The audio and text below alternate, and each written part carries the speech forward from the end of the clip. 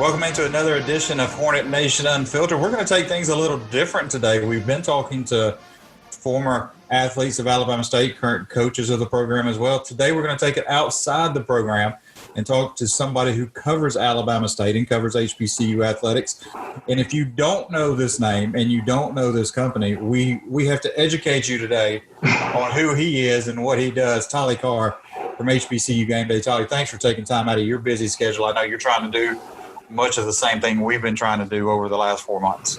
Man, Zoom. Everybody is Zooming these days, kind of like the Commodores and Lionel Richie. So it's good to be on this side. I don't have to worry about if I hit record, if the audio's right. That's all on you today. So I'm enjoying it.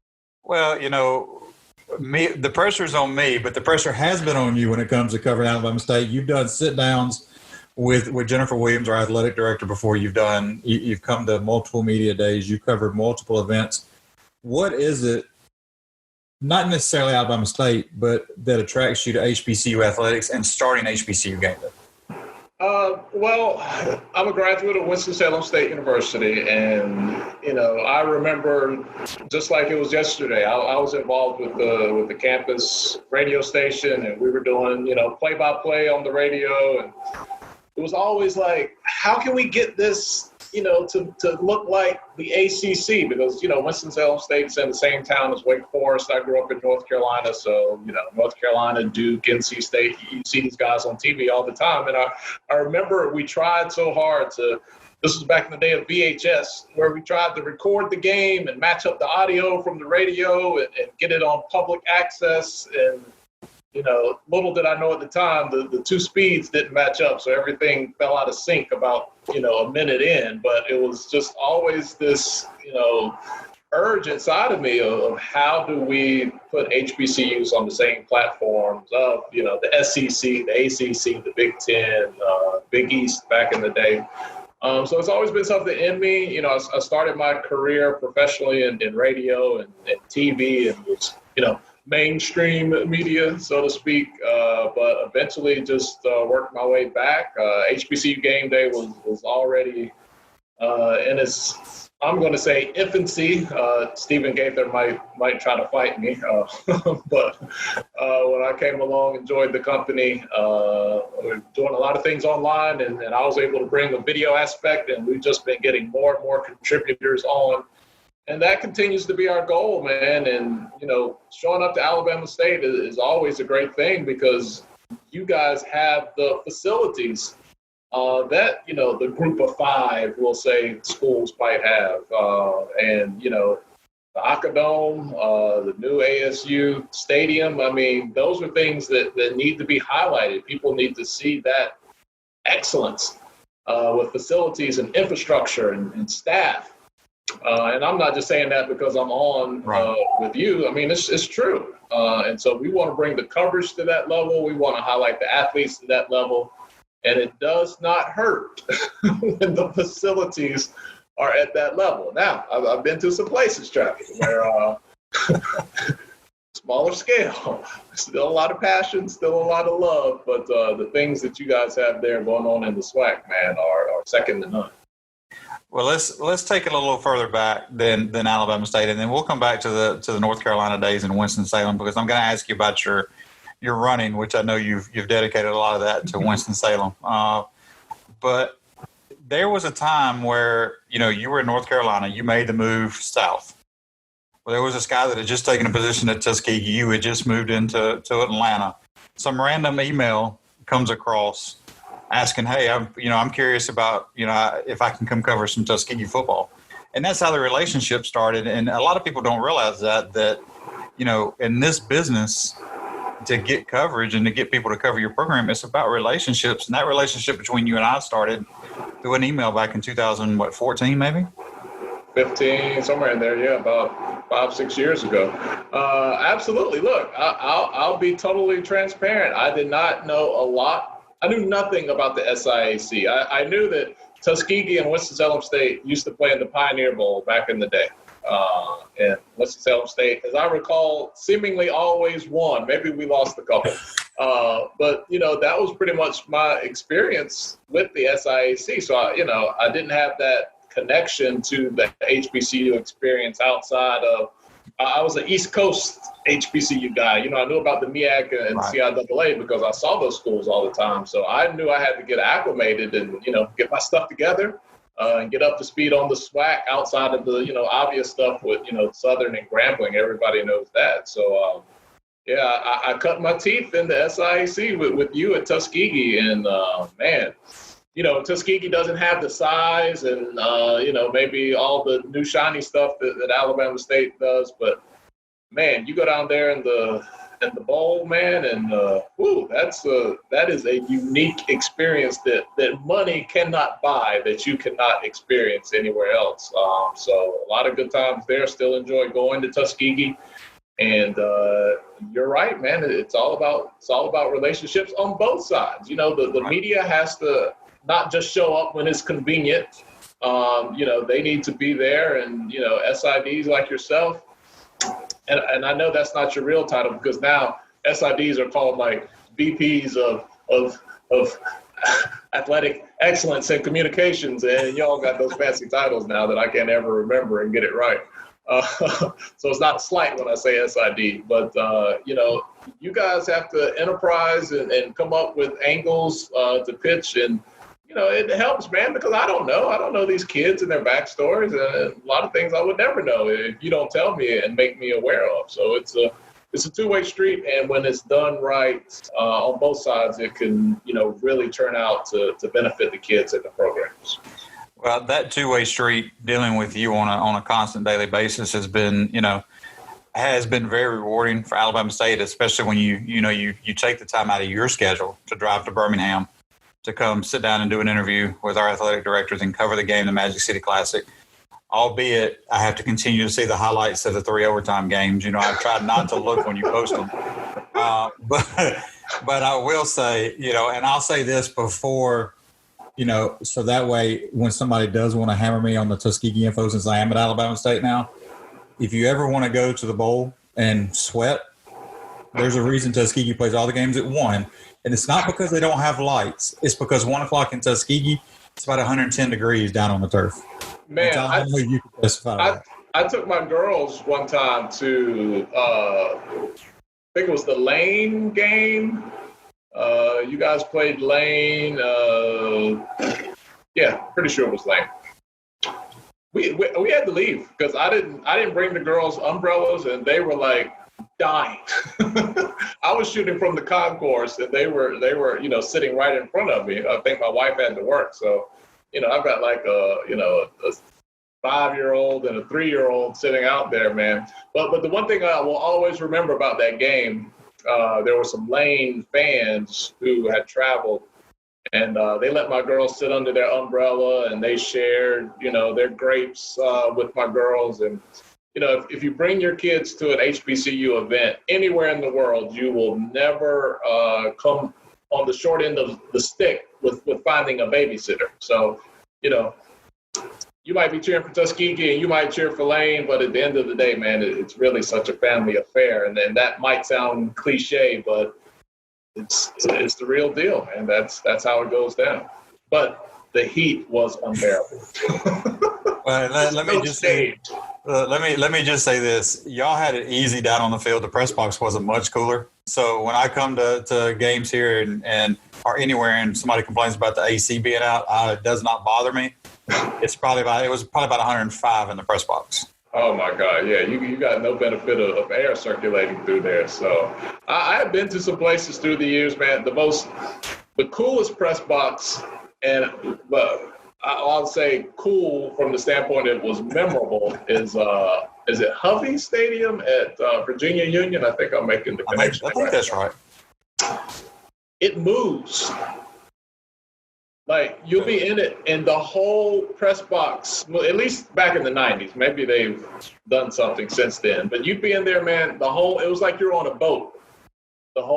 It moved just enough to make you pay attention, but not enough to make you think it was going to fall over. But I don't think I've ever been in a structure that had a little bit of sway to it like that. So I got to ask before we move on, and you know I'm going to get you about it. What was where the Alabama State helmet was before today? I know you put the Alabama State helmet there because you're on with me. Oh, it was about 2 shelves higher, which is out of the shot. But I got like in the studio here, I've got like 4 different camera angles. So if I'm standing up, some things you can see on the higher shelf. So I knew I was coming on today, so I had to bring it down. This is reverse. I had to bring it down. I got the football over here. Right. This is crazy, doing it. That's a little Tuskegee right there. Just a touch of Tuskegee. It's covered up by one of Tariq Cohen's Chicago Bears. You talking about the pennant right there, right above you? Yeah. Mm-hmm. Yeah, you can move that. You can move that about 5 or 6 shelves higher. We'll be okay with that one. I'm allowed to say that now. I've been gone long enough. We got to show love. Who's this over here? This is UAPB is just barely in the frame right there. So okay, let's ask this. You've had the opportunity to cover Labor Day Classic. Mm-hmm. You've had the opportunity to cover Magic City Classic. I don't think you've been to Turkey. Have you been to Turkey Day? Yeah, I went to Turkey Day when. I'm trying to remember. Miles, you played Miles. Yeah, I wasn't here yet. I was still at Tuskegee then. Really? Okay. Yeah. I went to Miles. We played. Did they play Edward Waters one year? Played Edward Waters. You did. You came to that game. Yeah, I've been to 2. So out of the 3 classics, rate them and how you feel. And now keep in mind, Alabama State fans are watching this, so you know. I think you have to put the Turkey Day Classic number 1 because it takes some effort. Like, that is literally on Thanksgiving. And I remember the first one that I went to, my in-laws were here, and I knew I was going, but I knew I kind of had to get out of the whole Thanksgiving Day experience. So that took a little sell. And the fact that it's like, homecoming in November, that's original. So I'm going to put the Turkey Day Classic number 1. Magic City will go 2 because it's Magic City, and you guys do a great job. A&M does a great job. Bruno does a great job. There's just so many things happening there. Although Magic City is probably the biggest, but because of the effort required to pull off Turkey Day and the commitment of the fan, I'll give that number 1.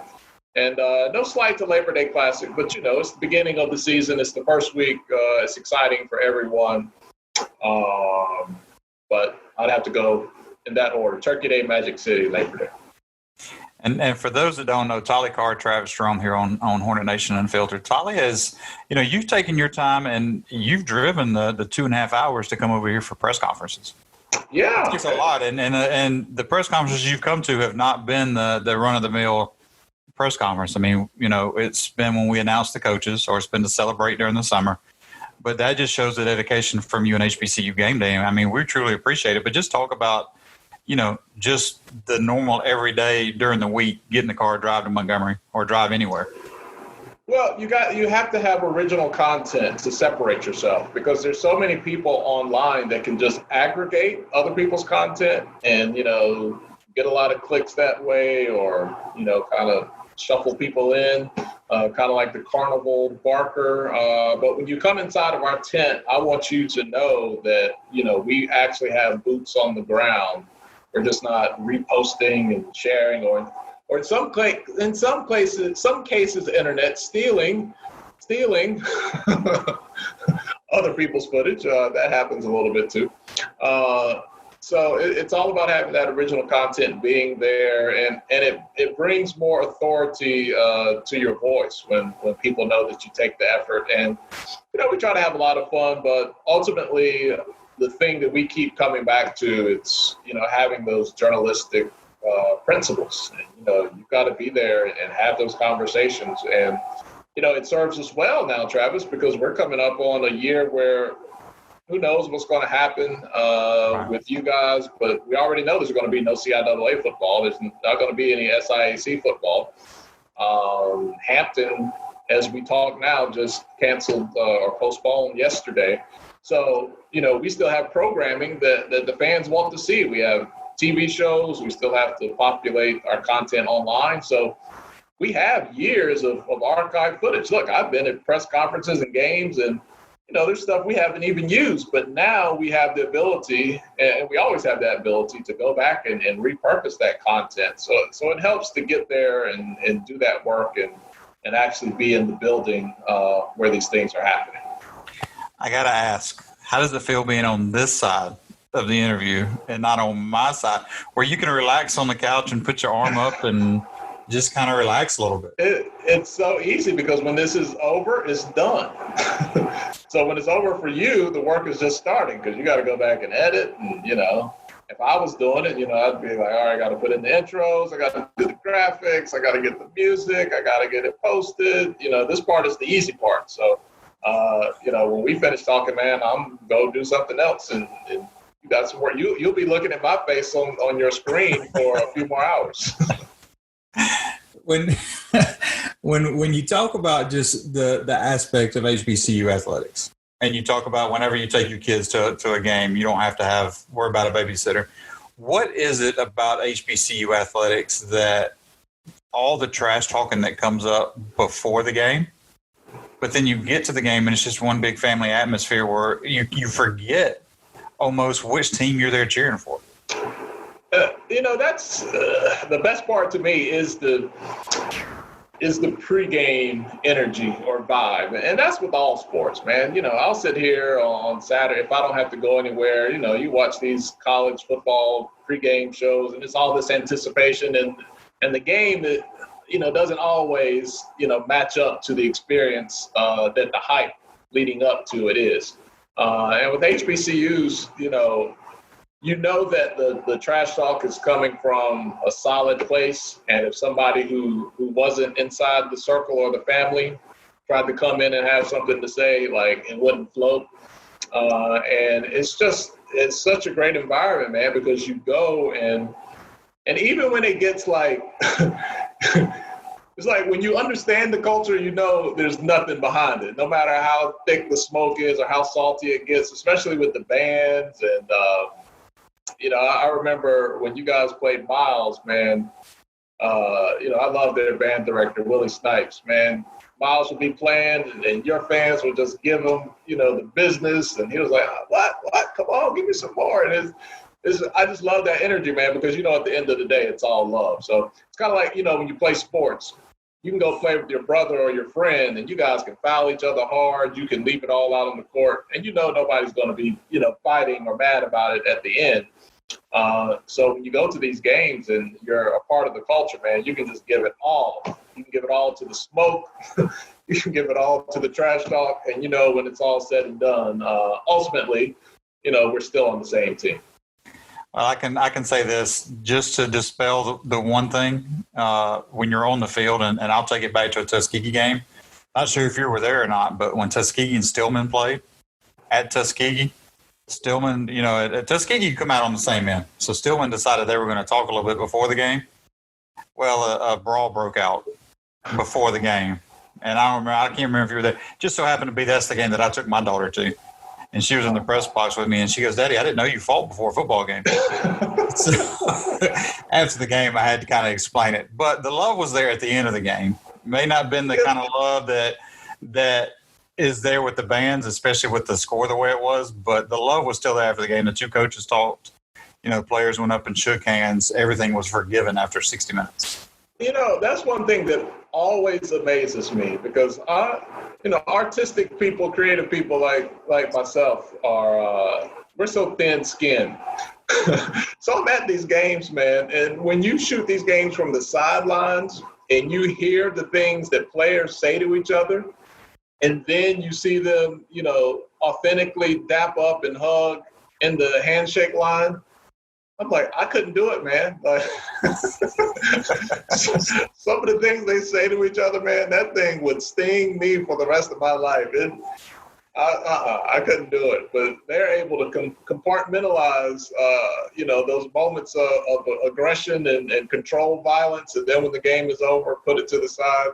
That is often more impressive to me than what they're able to do athletically. Well, I'll say this because I know they're both going to watch this and listen to it. Carl Thompson, who played center here for us, just finished his career, and then Osmond Thompson, who played linebacker at Tuskegee, are brothers. I had the pleasure of working for both of them. So I decided to start a brotherly war about a month before the game, and it carried into the game. And, I asked both of them, I said, what's going to happen? And OJ Osmond basically said he was just going to make sure Carl remembered who was the oldest. And then Carl said that there was no way that Osmond was getting to the quarterback. So all that talking for a month. Now, these are brothers, so they're going to love on each other anyway. But they both had the biggest smile on their face when the game was over. And neither one of them had to even engage with the other one. So there was a month's worth of trash talking that did nothing. Osmond was good, man. He was really, really good. Did he go on to be a firefighter? Do I have that right in my head? He is in firefighter school now, I believe, in Miami. Okay. Just talked to him a couple weeks ago as we speak. A couple weeks ago, talked to Carl the same day. Both are doing well. They're both at home in Miami. So, it's one of those things you try not to lose touch with your student athletes. At the end of the day, you never know, when you're going to need to pick up the phone and make that phone call. Yeah, that's one of the things we also try to do, Travis, is, find places where some of these student athletes, when they're done playing, can come back and still have a voice, either with analysis or, contributing. B.J. Jones, he played at Southern. He does a really great job breaking down things in the SWAC. Because, growing up, man, that's how we would see, athletes from your favorite school would come back and later, be an analyst or, work for, these networks. And, I really hope that we can continue that trend and find more places for these people that, we cheer for 4 years or so, and then they go on with their life and still allow them to have a voice and an impact in sports. Well, you bring up BJ, so let's just go ahead and get BJ Wyatt. Since you brought up BJ's name, let's just go ahead and get BJ a little bit. So BJ, starts talking about how he's missing college football. Mm-hmm. First clip he puts up, triple overtime Magic City Classic. So, BJ, I know you're listening. Please don't put that back up again. It's just bad memories. I don't even think. I think I stayed home. It rained that day, didn't it? It rained first at the end of the first quarter, into the second, poured down rain, and then got really muggy late. Yeah. And then I went down on the field in overtime, and it, by then it was just it had cooled off a little bit. It was just strange. It was a strange day. All the way around. I feel like I make every other Magic City Classic because I feel like it rains like every other year. It does. Yeah, the windows are open upstairs, and it doesn't just rain; it's blowing rain, so it blows into the windows. Yeah, but there's so much stuff there, man. The press conference. I've gone to the Magic City Classic on a Tuesday before the game, and there were enough people there that I was able to get content and put together stories just with the people. Vendors that were just outside of the stadium. That is so crazy. Yeah, you get there. For us, we get there on a Wednesday for a press conference with the head coach, with Coach Ely, and then a couple of players. Then they come back. We stay up there as a staff because we have to. Every other year, we rotate who the home team is, so we're responsible for everything as the home team. So we have to bring our own stuff, set the press box up, have everything going. So we're there Wednesday through the end of the game on Saturday. And, by the time the game's over on Saturday, we get done doing our stuff Saturday night. You're wore slap out, and you still got to drive an hour and a half home. And you're fighting to keep your eyes open. Game's at 2:30. We're leaving Birmingham coming back at like 11:30, 12 o'clock. Bro, let me tell you. UAB. This is one of the first times I knew I was getting older. I'm 45. First game of the year, UAB. What time did that game kick off? 6 maybe? Okay. So go to that game. I'm trying to put that game out of my memory too because you guys were in it, right? It came down to the final play. I had to stop. I had to go to sleep at a rest stop on the way home back to Atlanta. Normally, man, no matter what time, I can just get in the car, iron it out, get a Red Bull, roll down the window, turn up. I could not make it, man. I stopped at that rest stop between or I guess right at the Georgia line. I had to lay it down. You have to. I mean, it's just games like that, or just even late games, the build up throughout the day, it wears on you. And I don't think a lot of people really realize that it's more than just the guys on the field or the ladies that are playing, in their sports. There's a lot of lead up that when the game is over, you just take one big deep exhale and it just hits you. Well, the work just begins. What was that? Was it the Labor Day Classic this past year? I think you and I closed the press box down. Yep. Because I wanted to turn my story before, because if I got in the car and went back to Atlanta, and by the time I got home, I'm not going to do anything. So I was like, let me just produce the story and get it done before I leave. And I literally think me, you, and BJ were the last people to leave the press box. Yeah, Jasher got out of here pretty quick. Sorry, Jasher, love you, man, but the last two Labor Day Classics, you dipped on me pretty quick out of the press box. Oh God, yeah. No, it's all love. He knows it. We talk about it all the time. But and he's AD Cox now. He is AD Cox at Lincoln Memorial. That is correct. And we still stay in contact. We still can call each other and laugh and cut up about some things. If you ever really want to get going on Jasher, just follow him on Twitter and just randomly send him a New York Knicks picture. Preferably one of Patrick Ewing getting dunked on. Is that his team, the Knicks? He is a Knicks and a Steelers fan. He's got the double whammy. Oh, he loves misery. Oh. I'll make sure I text him and tell him he needs to listen to this one, because that way, and then he'll want to be a guest on here, and I'm sure he'll probably try to get me on. But they do have an HBCU player in their farm system pipeline. Amir, I get the two Amirs mixed up. Amir Hinton. Yep. Played at Shaw, and he now plays for the Westchester Knicks in the G League. So maybe one day he can make it to the NBA, and then I'll give the Knicks a shot if that's the case. So how about the road that? Speaking of Jasher, we're the only two people I think that have ever done this, and probably still trying to figure out why. We've worked at both Alabama State and Tuskegee. That's you get asked the question. I spoke to a class a couple of weeks ago of young ladies at Booker T. Washington High School that a lot of them are going to go to Tuskegee. Told them they could ask me anything they wanted to ask me. First question they asked me, why did you leave Tuskegee and go to Alabama State? What'd you tell them? Well, it was a family decision. Well, look, blame it on your wife, man. That is the easiest thing to do in all situations. I love my wife to death. I know she listens. I can't. I do it all the time. I do it all the time. Hey, look, you know what I'll do? I'll just blame it on Andrew. Andrew Roberts of the SWAC. That's what I'll blame it on. It's Andrew's fault. Hey, anywhere you can find deflection, man. That's the way to make the move.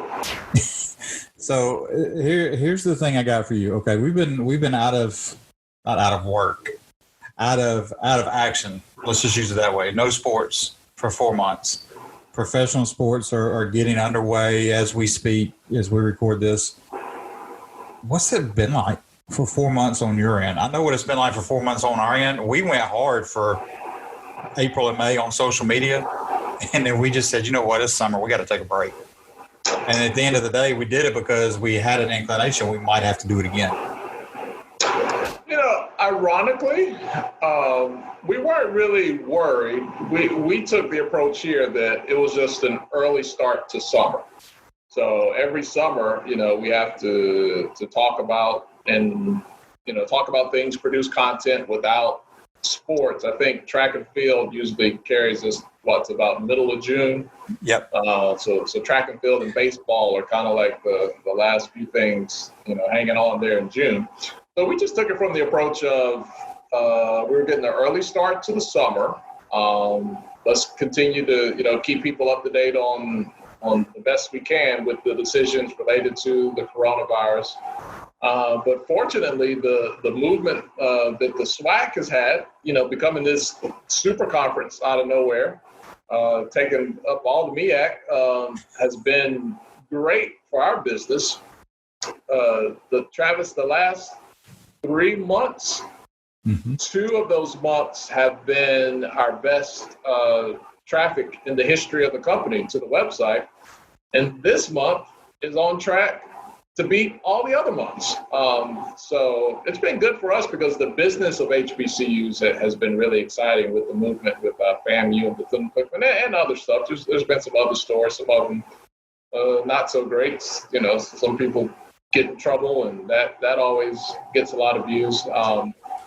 But business has been good. We've just done a lot of conversations. We brought in more contributors. Vaughn Wilson, who covers all things FAMU, Dr. Cavill, which you're probably familiar with there in Houston.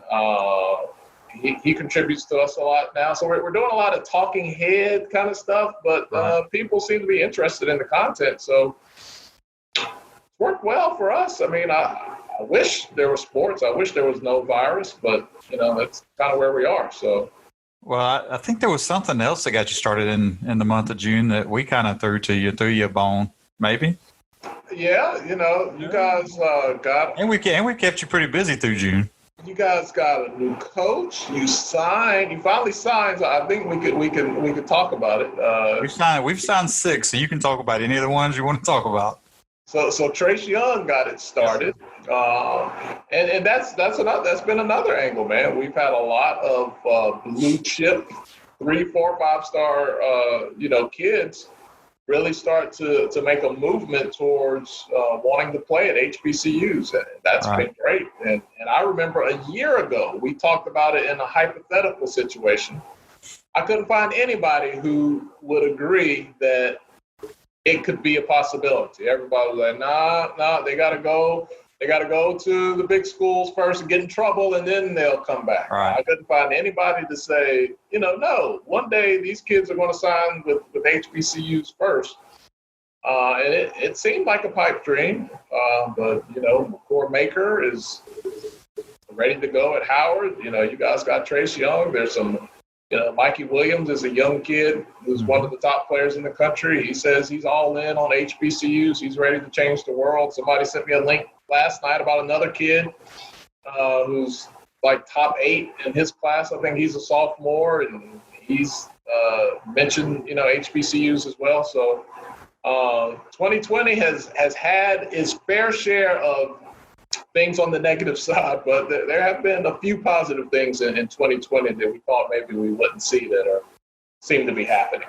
Well, this week, I think is really maybe tomorrow or Thursday maybe, is the official halfway point of the year, if I'm not mistaken.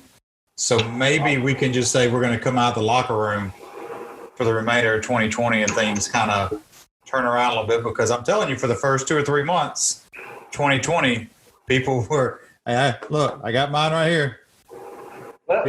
People were saying 2020. Let's do this for the rest of 2020. If we can do that, maybe we can have a good 2021. If you don't have these on, there will not be anything 2020 or into 2021.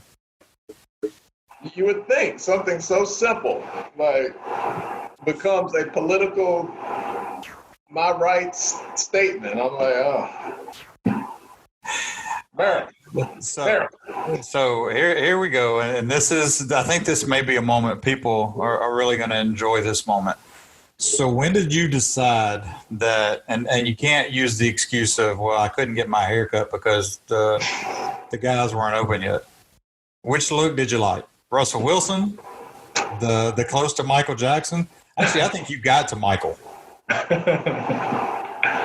And I got a Michael Jackson record right over there. Remember, you're the one that started this conversation on social media. I think the Russell Wilson is the best because you can kind of, Michael takes a little maintenance because you got to get that literal drip right there. You got to get that. You got to get that curl in the front to act right. But Russell, kind of has that, I might have just taken a football helmet off and it's kind of a mess and it's just, the right amount of curls here or there. So the Russell Wilson is the easiest to pull off because it's like an organized mess. Michael's look takes a little maintenance.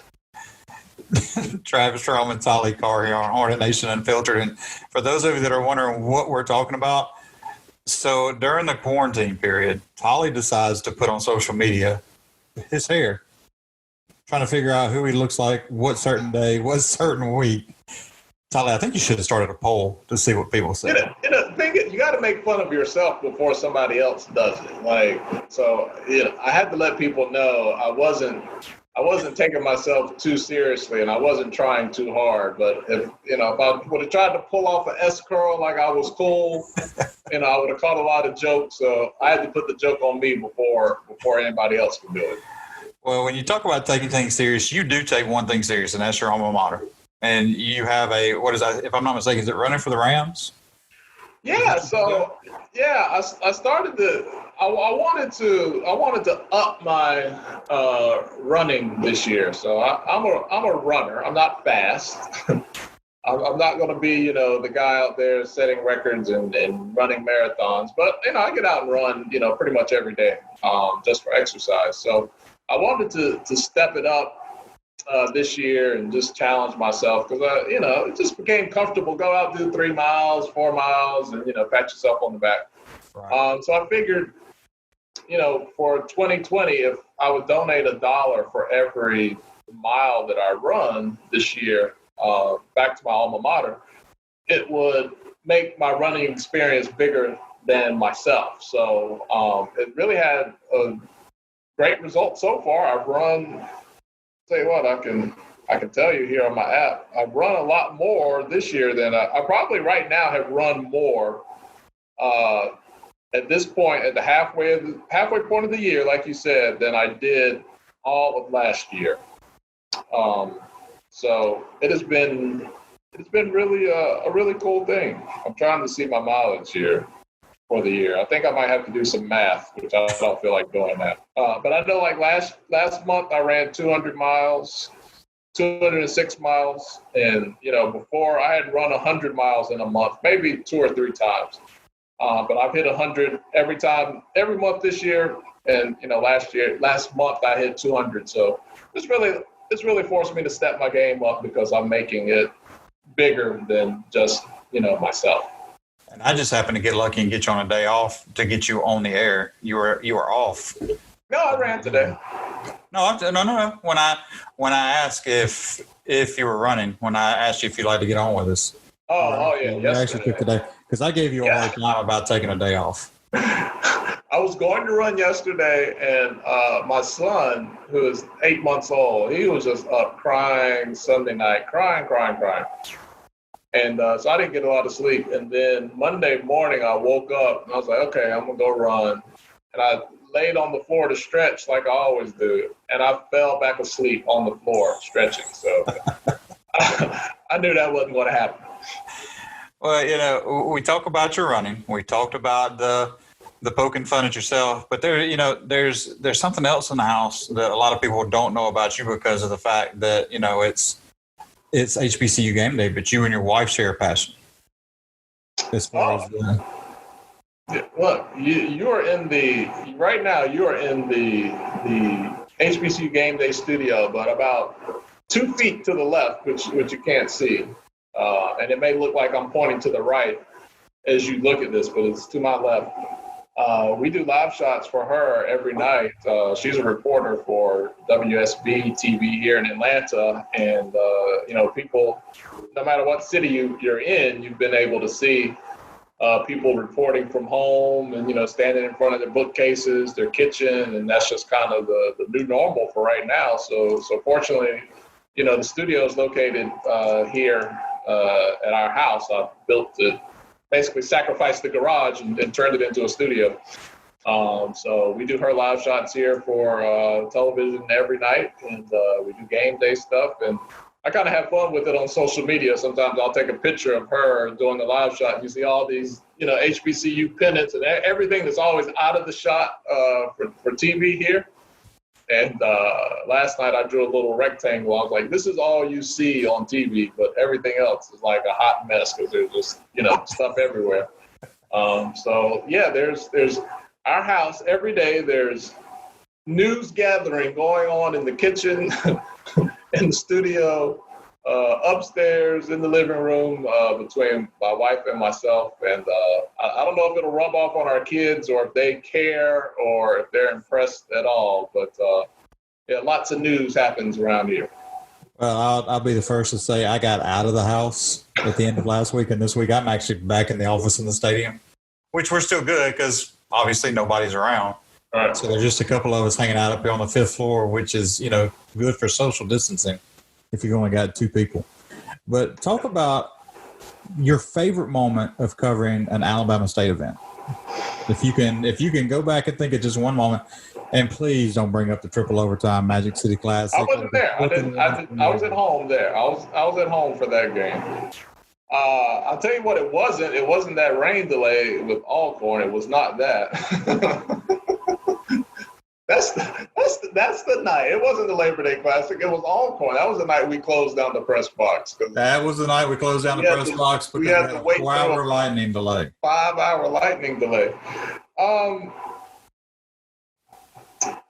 Football is, I'm going to do it by sport. Football is really cool because you guys have one of the most unique things with the honeybees. We've had one piece of content that has generated 1 million views online, and that was a honeybees video. So, got to show some love there. I'm trying to think if there was a moment, like a football moment that was on the winning side for Alabama State. Were you here for the 2018 Labor Day Classic, the overtime game? Yeah, that's the one I'm thinking about. I was trying to think if anything topped that I've seen football-wise. You guys in Tuskegee put on a heck of a game that the kid ended up doing the the most impressive thing. Who was the kid that ended up doing the backflip, like somersault after the touchdown? Was it Josh Hill, defensive back? Yeah. That was like, there were so many things happening, and then out of the corner of the screen, there's this guy who just does his backflip. That was probably anytime you guys have played Tuskegee has been exciting. I think the Labor Day Classics are my favorite, just to be there and be a part of, and especially because it's like the start of the season, so it's fresh, it's brand new. Tuskegee is the underdog, but they always, put up a fight, and it's never, like a blowout. Basketball-wise, there was this Alabama State, Alabama A&M game that I don't think it was a buzzer beater, but there was some overtimes. I remember three overtimes. Yeah. That was my third home game when I got here. And that was the first game that we decided to put basketball back on the air, and I was doing play-by-play. And our AD, who was the deputy athletic director at the time, Jennifer Lynn Williams, was on color with me for that game. Oh. And she retired after that game. That would wear you out.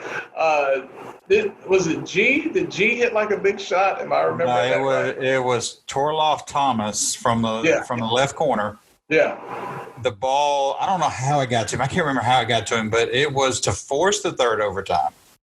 We were down by 3, and the ball ended up in his hands. And when he shot it, I'll be the first one to tell you, I was getting ready to say Alabama lost. Alabama State was going to lose. Yeah. That ball went through the hoop. I didn't know what to say. I was just as shocked as anybody else. And that's not a knock against Torloff. But when you've got somebody that's going to shoot a 3, that's not the person you're thinking about. Yeah, it was like, oh no, oh yes. I think that was the greatest game overall. I don't want to overlook football because football is such a unique experience, but that basketball game against Alabama A&M, that was pretty good. Well, I'll tell you this. From an Alabama State perspective, if we cannot host Alabama A&M and anything else ever again, 3 overtimes at the Magic City, 3 overtimes in basketball, and we had a 15-inning game right across the street in baseball that we won on a squeeze. 15 innings. It was almost as long as the 3 overtime basketball game and close to the 3 overtime football game. I really I was looking forward to baseball this year. You guys got off to you guys were off to because they played a few games, right? We're 14-4. 14-4 and undefeated in conference when we got the shutdown, and we were getting ready to host Alcorn State. Mm-hmm. So, it wasn't the best thing that could have happened for us, because this could have been a year we could have actually made a run, I think, and gotten into the postseason and made a deep run. Mm-hmm. Yeah, no, I was looking forward to that. The one series, I think I've only covered one baseball series. You guys in Jackson State a couple of years ago. It was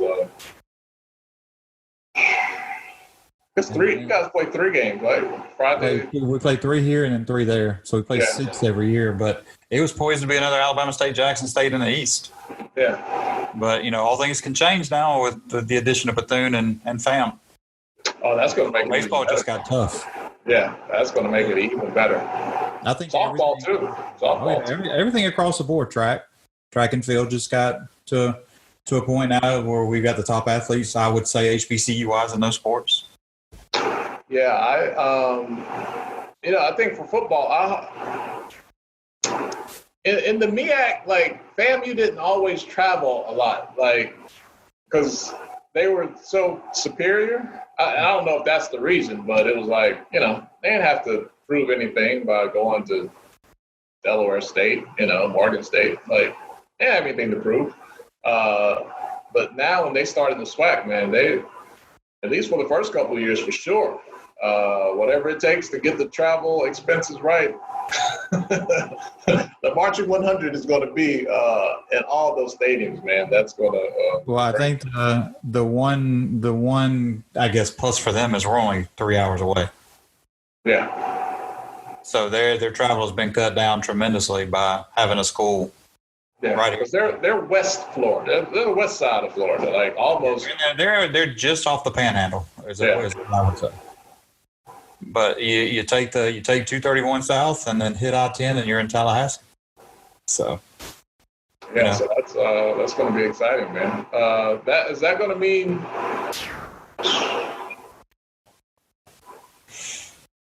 Trying to figure out the divisions now? Yeah, I'm trying to think in my head. You get both. You'll get both of them in your division, then, huh? You would think. I'm leaving the divisions alone until the conference comes out and says officially what we're going to do. I mean, we're sitting here in July. Who's to say that somebody else doesn't make the phone call to Commissioner McClellan and say, "Hey, I'm interested in joining the SWAC"? Yeah, it could very well happen. I mean, the possibilities are there. It appears not to be Tennessee State. It appears not to be Tennessee State. Well, when FAM came on, you kind of knew Bethune was coming. Oh yeah. I told somebody it's like, when your best friend or your big brother or your cousin, whatever analogy you want to make, when they go, you're like, oh, I'm going too. Like, if you invite him, you invite me by default. All right. Well, I want to get a media perspective on this. We put a tweet out yesterday. Obviously, there's some schools that we're not going to mention by name that have been putting things out on Twitter about each other to get stuff started. So that made us go back and think and say, okay, we joined the conference back in '82. Let's see how many titles we've won since we joined the SWAC. 97 titles since we joined in 1982. Okay. Some schools have been in this conference a little longer than us. But then we said, okay, let's break it down even further. So we went and we broke it down by decade. 69 titles in the last decade through all the sports and 6 Commissioner's Cups. As a media perspective, just talk about those numbers. What's the first thing that comes to mind when you think about numbers like that? Here's the thing about Alabama State. You guys are so dominant. In the spring, forget about it. Forget about it. when they do these commissioner cups, when you add up all the points, which is, in essence is what you're doing here, it's not even close with what you guys do. But the only caveat, people put so much emphasis on, football and basketball because, those are the things that gain Right. the most attention. If you guys were to mess around and start winning they run you out of the conference because when you add up everything else that doesn't get, what you guys do in track and field is unbelievable. Baseball is very competitive. You guys are always in there, but there's just certain sports where you write in. You'd be willing to take the bet of Alabama State and the field. And, it's just a shame that not everything gets the same, importance and hoopla as football and basketball does. But, man, you guys are – the numbers don't lie. Like, you didn't make those numbers up. I had to go back and double count. I rechecked my math because I thought I was off. I thought I put too many when I was putting the marks down. What do you think it is? Like what is that sauce? What is that secret sauce? Honestly, I think it's just the preparation that our coaches put the student athletes through. If you think about a program like women's track and field, indoor and outdoor, they didn't finish anywhere but at the top the last decade in both of those. Women's cross country, I believe, won 6 of 7, 5 out of 6. Volleyball has done the same thing. They've won 5 out of 6 or 6 out of 7. Women's soccer won a couple. Softball won a couple in the last decade. It's just the preparation that our kids go through, or student athletes go through with these coaches, but it's just not, it's just not on the field. We had 72% of our student athlete body made a 3.0 or higher this past year. That's unheard of when you have that many championships and then you have that percentage of student athletes who finish with a 3.0 or higher. So they're doing it inside the classroom and outside. You guys have really nice stuff. Like, how much of a role does that play? When you drive through past Alabama State, you don't have to try to figure out. You can just look and be like, "Ooh, that's nice. Ooh, that's nice. Look at that."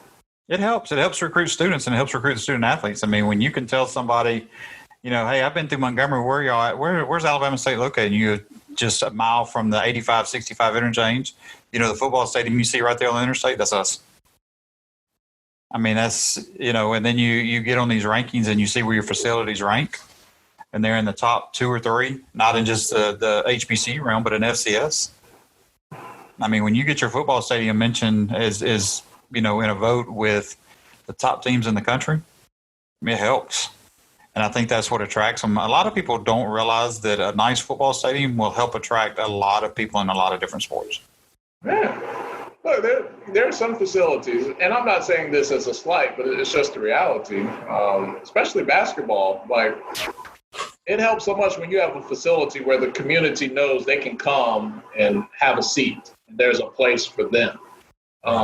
There's facilities, across the HBCU universe that you can't even, all the students can't even get a seat.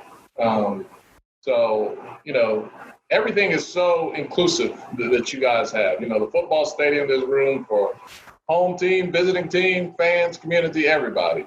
Basketball the same way. To go watch a baseball game, it's easy to get in. You don't have to figure out where you're going to park, except for Labor Day Classic. Good luck there. Get there early. But you guys really make it easy. You make the experience so easy. Well, I can tell you this. It's a little different. And again, this is not a knock against my former school, but when you have students who sneak into the stadium on a Friday night just to lay in the bleachers under the shed so they can get a seat, compared to you show up here at 5 o'clock game, you get here at 3:30, you've got a ticket, there's a seat for you. It just is totally a different experience. And it's what you were just talking about. It's an experience that people can enjoy when they get here. And that's not to say you're not enjoying it everywhere else. It's just a different feeling when you get here. Yeah. Well, things will look a little different if we get to have the 2020 season. Stay tuned to BamaStateSports.com for all that info. Hopefully I won't have to put anything out here soon. or anything of the like. It's been nice to actually get around in the summer and do some podcasts and talk to some former athletes, and now change things up and put somebody else in the hot seat. So, something we just started with our last two guests. We're going to do it with you too. We're going to put you on the hot seat a little bit. Oh, well, I'm married with 3 kids. I'm on the hot seat every day. Well, some of these, I don't know if you've seen Burning Questions off the Ellen Show, but we kind of don't go to that extreme, but we do ask the questions. Okay. So you ready? I'm here. Best interviewer, you or Stephen Gaither? Told you that. Interviewer? Like who conducts the best interviews, you or Stephen? Oh, and then it's going to be you or Stephen, or you or Wally. Is that a real question? Really? Okay.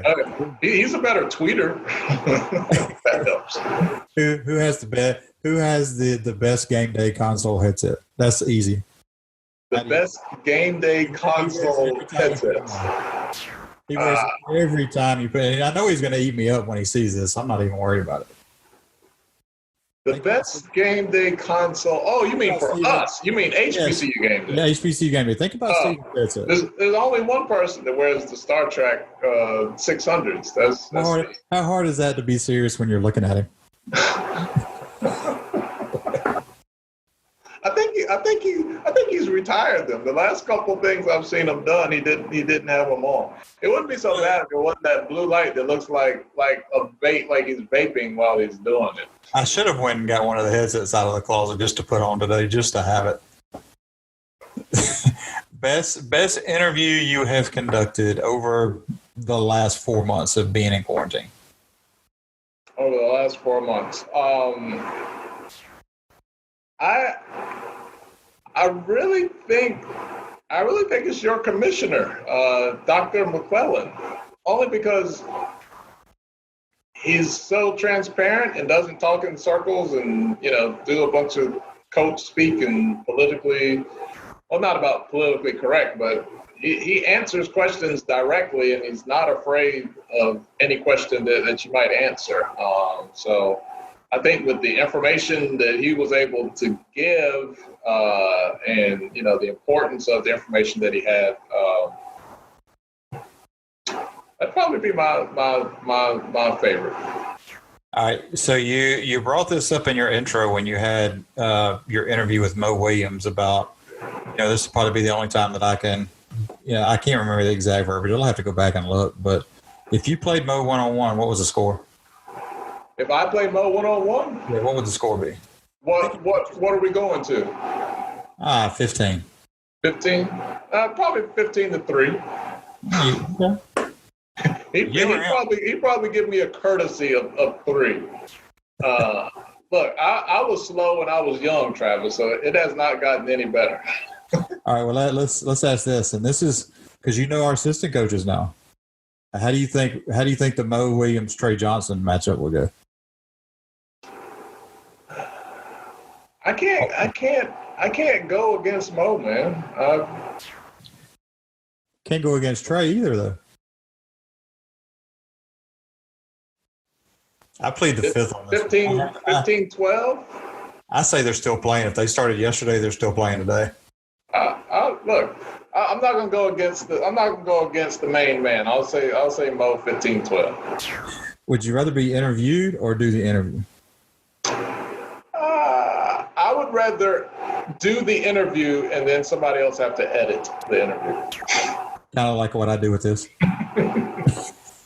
I do the interview and then I just hand it off to myself. As long as it can be done when we finish talking, if my part can be done, then I think I'd rather do the interview. But yeah, if I've got to edit it too, then I might be lazy and just be the interviewee. So do you like having to go back and listen to yourself do the interview? Or would you rather somebody else do it where you don't have to listen to yourself? That doesn't bother me. It's just the time. I really wish I could move on and do something else just to be more efficient. But no, listening to myself doesn't bother me. It used to, but I kind of accepted the fact that I'm a cornball I just know that when it's time to listen to it. Best thing to do outside of running and doing interviews that you do to spend your day?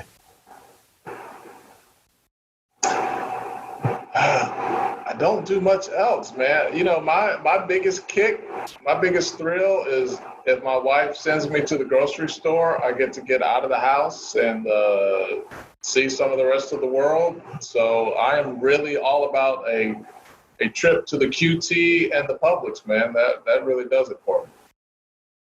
Well, I have to ask, and I know when I ask this, you're wearing one of your sponsor shirts today.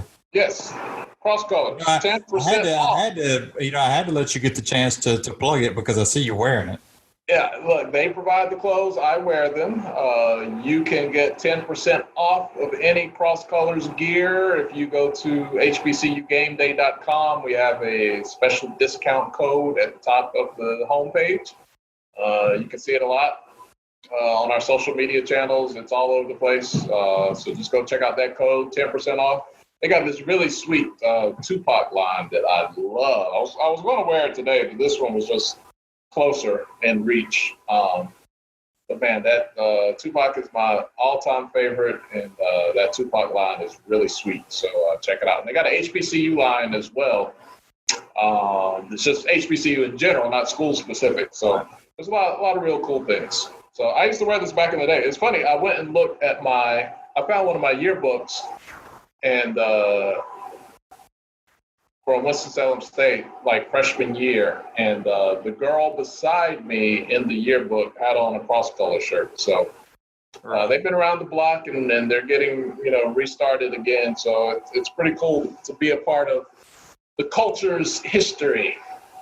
Tolly, if you can tell everybody that's listening or maybe watching this podcast how they can follow you and the rest of the guys on HBCU Game Day and help drive. Yeah, so don't worry about following me because I don't go on Twitter personally, but I do go under HBCU Game Day. So let's just follow that account.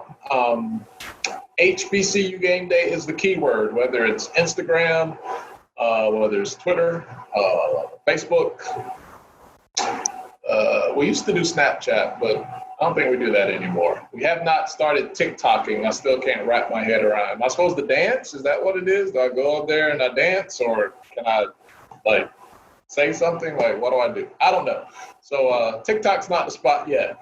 But the big three, Instagram, Facebook, Twitter, and YouTube as well. We're almost at 10,000 subscribers on YouTube. I think we can start to sell you merchandise and hawk more stuff your way once we get to 10,000. So we're like 9,100 right now. So go subscribe to our YouTube channel as well. We're on Fire TV. We're on Roku TV. It's all free $99. If you have those devices, just go to the App Store, Channel Store, and download the channels there. And we try to reach people, man, wherever we can.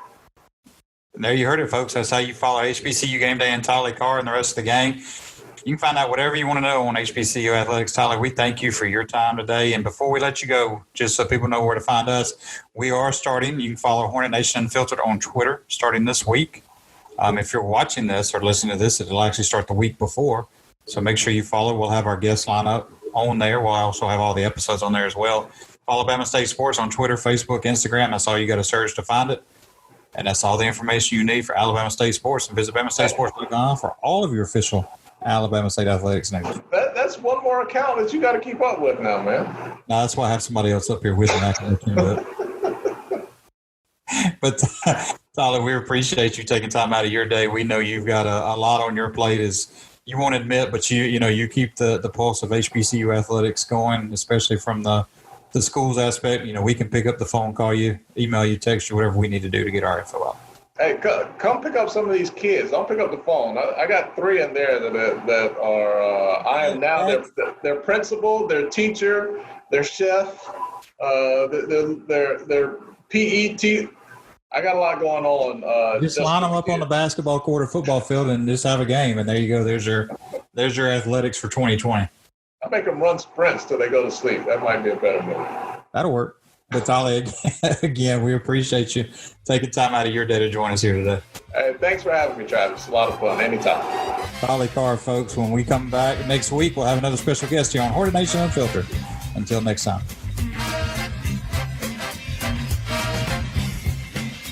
You've been listening to Hornet Nation Unfiltered. We'll be back next week with another special guest from Alabama State's past.